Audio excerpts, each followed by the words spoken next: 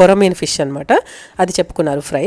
అయితే నేను ఫస్ట్ బర్త్డేకి అక్కడ దుబాయ్ వెళ్ళిన తర్వాత ఎవరైనా కొత్తగా పెళ్ళయ్యి మనం ఫస్ట్ టైం హస్బెండ్ని కలిసి ఉంటున్నామంటే చాలా క్యూరియస్గా ఉంటుంది. ఇంకా అప్పుడు ఏజ్ ఏం తెలియదు కదా, ఇంట్లో మనకి ఏంటంటే అత్తయ్య వాళ్ళు చెప్పినా మనం అసలు లైట్ తీసుకుని వెళ్ళిపోతూ ఉంటాం.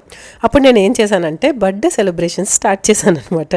మా హస్బెండ్కి తెలీదు. మా హస్బెండ్ ఇంటికి వచ్చేసరికి ఇల్లంతా బెలూన్స్ కట్టి ఒక సర్ప్రైజ్ ప్లాన్ చేసి ఆయనకి సర్ప్రైజ్ ఇచ్చానమాట, మొత్తం బర్త్డే ప్లాన్.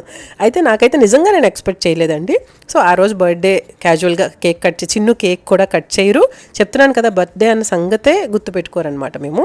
సో అయితే ఆ రోజు అయిపోయిన తర్వాత ఆ సెలబ్రేషన్స్ అన్నీ అయిపోయి ఆ నైట్ అయిపోయింది. మరుసటి రోజు అండి ఆఫీస్కి వెళ్ళి వచ్చిన తర్వాత ఇంకా మామూలు వారు కాదు అది, మా ఇద్దరి మధ్య బీభత్సమైన వారు, చాలా పెద్ద వారు జరిగింది. మ్యాటర్ ఏంటనేది పక్కన పెడితే ఇంకా ఇద్దరం విడిపోతామేమన్నంత పెద్ద వారు అనమాట. అంత పెద్ద వారు జరిగినాక లైఫ్లో